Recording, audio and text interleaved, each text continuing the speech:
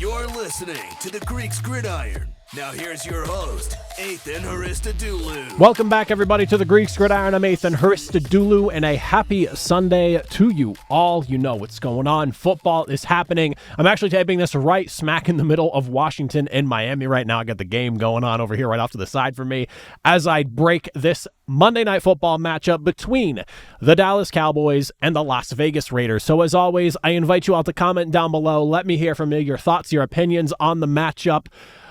This is not the greatest game, admittedly, going into Monday Night Football here, but I would say an intriguing matchup with a maybe not so obvious answer as to who's going to come out victorious in this one here. So go ahead, let me hear from you. But in Las Vegas, those Dallas Cowboys being hosted by the Raiders, Dallas's offense is the first thing I'm looking at for this matchup here because it's been a bit of a weird season for them. CeeDee Lamb obviously got hurt early in the year.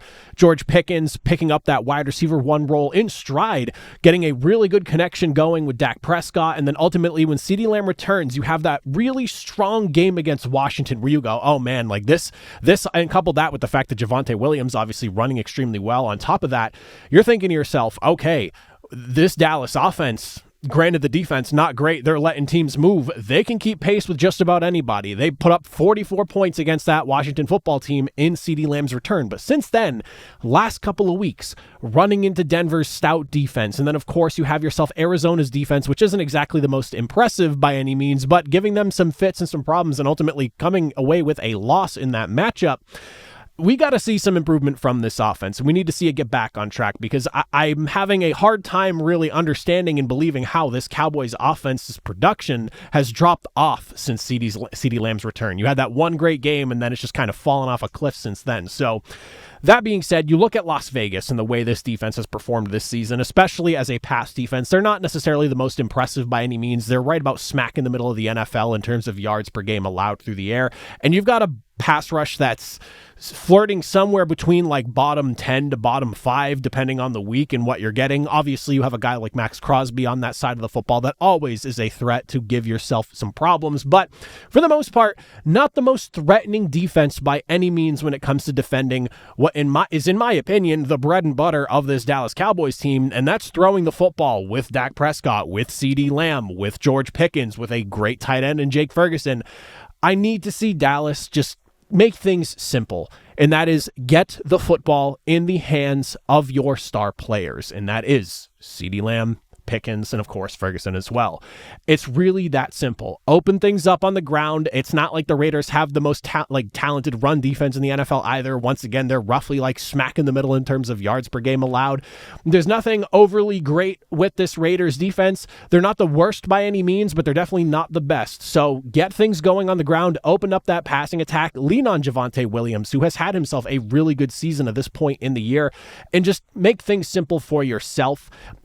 It's insane to me, and granted, if you want to point to like the game against Denver, it's a great defense. They're doing what they're doing. Even like right now without Patrick Surtain in the fold, like they're still an extremely talented unit that's just absolutely putting the seatbelt on every single offense that they're seeing and locking them down. So if you want to point to that, fine, but I don't really know what exactly happened in that game against Arizona. That's a defense that you probably should have had something more along the lines of what you were doing against Washington when CeeDee Lamb first made his return. So just keep things simple, establish the run, open up the passing attack, and I think that this Dallas Cowboys offense should be okay.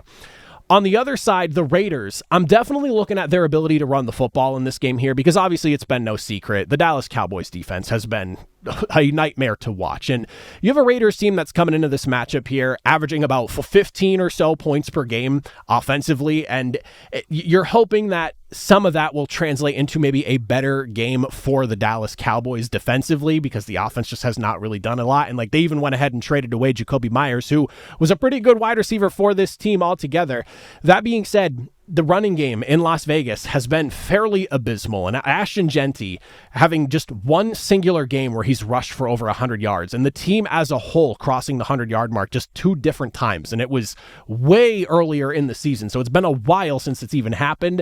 This is an opportunity to maybe find yourself and maybe establish a little bit of something on the ground. You look at what Dallas has done as of late. Yes, they've gone ahead and tried to bolster the defense a little bit during obviously the trade deadline, you go and get yourself a Quinnen Williams to add on top of the addition you made as you traded away Micah Parsons, and of course bringing in Ryan Clark. However, you also have a guy returning from injury. Sounds like he's going to be on the field this week, linebacker DeMarvion Overshown. I think he could be a bit of a problem for teams moving forward. I think getting him back, a guy who was a standout linebacker for this defense last year, and ultimately this addition of Quinnen Williams, we're going to finally see maybe a little bit of an improved run defense over there in Dallas. But again, this is an opportunity. Until we see the proof in the pudding, it's all just guesswork on how much more improved this Dallas run defense could really look. So yes, additions have been made. Yes, Dallas has tried to get better against the run. Will it actually amount to anything? I'm not sure. So I think if it's in Las Vegas, it's in Las Vegas's best interest to just try and run the ball, see what you can get going on the ground. Worst case scenario, you're probably going to have a solid 100-yard or so game at like minimum with the way this Dallas Cowboys run defense has played so far this season. The last thing I'm looking at, and this it should kind of go without saying, but I am curious because, again, it goes back to just how poorly run this Dallas Cowboys defense has been this year.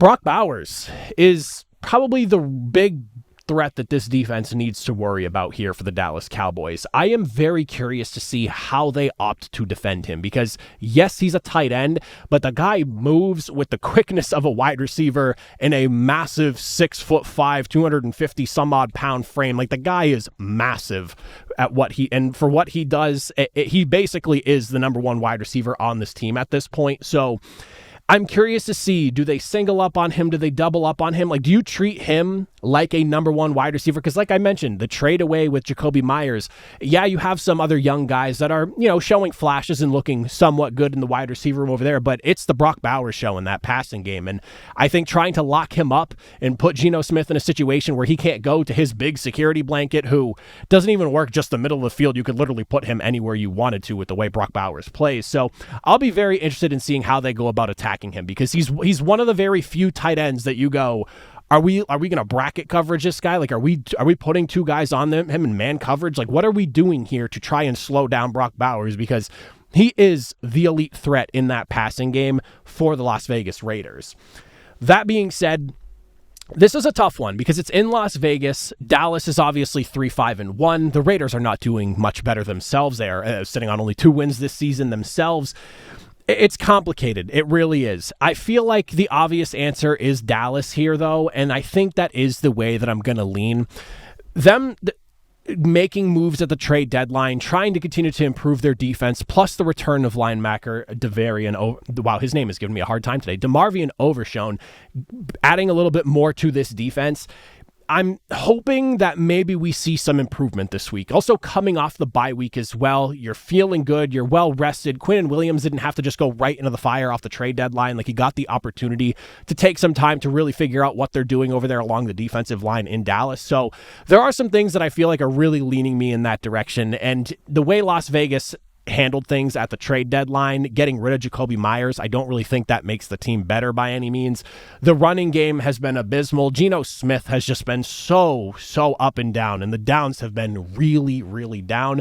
Even if this game is in Las Vegas, I'm having a really hard time going with a Raiders win here. And I mean, Las Vegas is not very far from Dallas, and I could assume that Dallas Cowboys fans are going to have a pretty easy travel getting to Las Vegas for this game. It's indoors. Everything is pointing Dallas Cowboys to me. So I'll take the Cowboys 27-20. I expect that this could be a slightly better game offensively for the Raiders than what we've seen from them through the majority of this season, just because of what Dallas's defense has looked like. But I do think it's a Cowboys win here on Monday Night Football. Get them their 4th win of the season and try to keep what is a very slim hope of the playoffs still alive for Dallas at 3-5-1 currently as things stand. So give me the Cowboys 27-20 to close out week number 11 of the NFL. But if you made it to the end, as always, I greatly appreciate it. Make sure you are subscribed so you don't miss out. We will talk Tuesday to take a look at all the games, recap everything, and re-rank everybody from worst to first. But until then, I'll see you all next time. Have a good one.